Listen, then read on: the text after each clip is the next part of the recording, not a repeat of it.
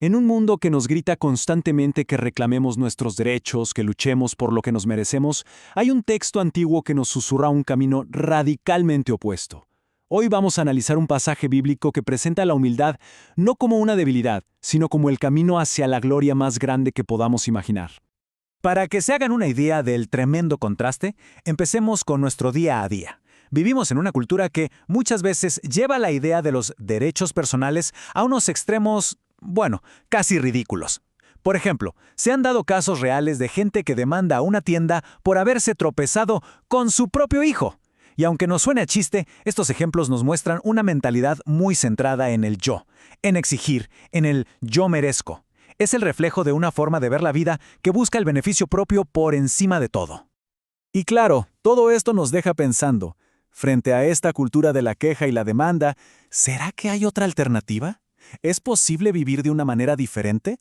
La fuente que analizamos hoy dice que sí, rotundamente sí, y nos presenta un ejemplo que desafía toda nuestra lógica. Y ese ejemplo que lo pone todo de cabeza es la figura de Jesucristo. Según este texto, Él, que tenía absolutamente todos los derechos y privilegios que se puedan concebir, decidió voluntariamente dejarlos a un lado, y lo hizo por el bien de otros que, de hecho, no lo merecían para nada. Es, digamos, el anti-ejemplo de una vida que se aferra a lo que le corresponde. Bueno, vamos a meternos de lleno en el texto. El apóstol Pablo arranca con una invitación. Oigan, adopten la misma actitud, la misma mentalidad que tuvo Cristo Jesús. Y la describe así. Aunque Él era en forma de Dios y era igual a Dios, no se aferró a esa condición. No la usó como una carta de triunfo. Y aquí, justo aquí, empieza el corazón de nuestro análisis. Para entender la dimensión de lo que se está diciendo aquí, tenemos que desmenuzar qué significaba eso de ser en forma de Dios. Esto no es solo poesía, ¿eh? El texto usa un lenguaje súper preciso y con una carga teológica, inmensa. A ver, la palabra griega clave aquí es morfe. Cuando Pablo dice forma de Dios, no se refiere a la apariencia externa, como la forma de una nube. No. Morfe habla de la esencia misma de algo, de su naturaleza fundamental que no cambia. O sea que Cristo manifestaba externamente la misma esencia que tenía internamente. En pocas palabras, el texto está afirmando su plena y total divinidad. Y por si quedaba alguna duda, el texto refuerza la idea con otra palabra potentísima, isos, que significa igual. De esta palabra viene, por ejemplo, isósceles, como en un triángulo con dos lados exactamente iguales. Pablo no está diciendo que Cristo era parecido a Dios, está diciendo que era un equivalente exacto en naturaleza y en sustancia. Entonces, fíjense en la tremenda tensión que se crea aquí. Por un lado, su condición, divinidad absoluta, la misma naturaleza de Dios. Por otro lado, su acción, decide no explotar esa condición. No la vio como un tesoro al que aferrarse, sino como algo que podía y decidió dejar a un lado por un propósito mucho más grande. Y aquí llegamos a una frase crucial. El texto dice que se despojó a sí mismo. ¿Qué significa esto? ¿Que dejó de ser Dios? Para nada. La fuente lo deja clarísimo. Despojarse o vaciarse se refiere a una autolimitación voluntaria. Es como si hubiera puesto en pausa el uso de sus privilegios divinos, sus prerrogativas, pero jamás dejó de lado su naturaleza divina. Este camino de humildad fue como una escalera, pero hacia abajo, con escalones muy claros. Pasó de la gloria de ser Dios a tomar la forma de un sirviente al hacerse hombre. Después, se humilló todavía más, siendo obediente hasta el final, hasta la muerte. Y no una muerte cualquiera, sino la muerte más vergonzosa y humillante de la época, la crucifixión. Pero, y este es un pero gigante, la historia no termina en la humillación. El texto da un giro de 180 grados. Justamente por esta humildad tan radical pasa todo lo contrario. Una exaltación como nunca se ha visto. Pasamos del punto más bajo a la gloria más alta.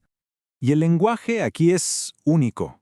La palabra griega que se usa solo aparece esta vez en todo el Nuevo Testamento. No dice simplemente que Dios lo exaltó, no. Dice que lo hiperexaltó. Lo levantó de una manera suprema, incomparable, magnífica, confirmando así, para siempre, quién es Él. Esta exaltación llega a su clímax cuando Dios le da un nombre que es sobre todo nombre, un nombre que provoca una reacción en todo el universo, que toda rodilla se doble y que toda lengua confiese su identidad. Ahora, ¿cuál es ese nombre? No es simplemente Jesús, que era un nombre bastante común en esa época. El nombre, o mejor dicho, el título que se revela es Señor. En griego, Kyrios. Y aquí, atención porque esta es la clave de todo. Para los judíos de habla griega de ese tiempo, Kyrios era la palabra que usaban para no tener que pronunciar el nombre sagrado de Dios, Yahvé. En su propia Biblia, Kyrios era básicamente sinónimo de Yahvé. Y para que no nos quede ni una sola duda, Pablo está citando directamente una profecía del Antiguo Testamento, del profeta Isaías. Pero en esa profecía es Yahvé, Dios mismo, quien dice que ante él se doblará toda rodilla. Pablo toma esa declaración sobre Yahvé y, sin dudarlo, se la aplica directamente a Jesús. Entonces, el punto es directo, es ineludible. La confesión universal no es solo un acto de respeto, es una declaración teológica potentísima. Proclamar que Jesucristo es el Señor era para la audiencia original el equivalente a proclamar Jesucristo es Yahvé. Punto. Su exaltación es la confirmación divina de quién es Él realmente. Y bueno, después de este viaje teológico tan profundo, el texto nos aterriza de nuevo en el punto de partida. Porque todo esto no es solo un conocimiento para acumular en la cabeza, sino que es un ejemplo para seguir. Nos deja con un reto muy directo. Y esta es la pregunta que resuena con fuerza.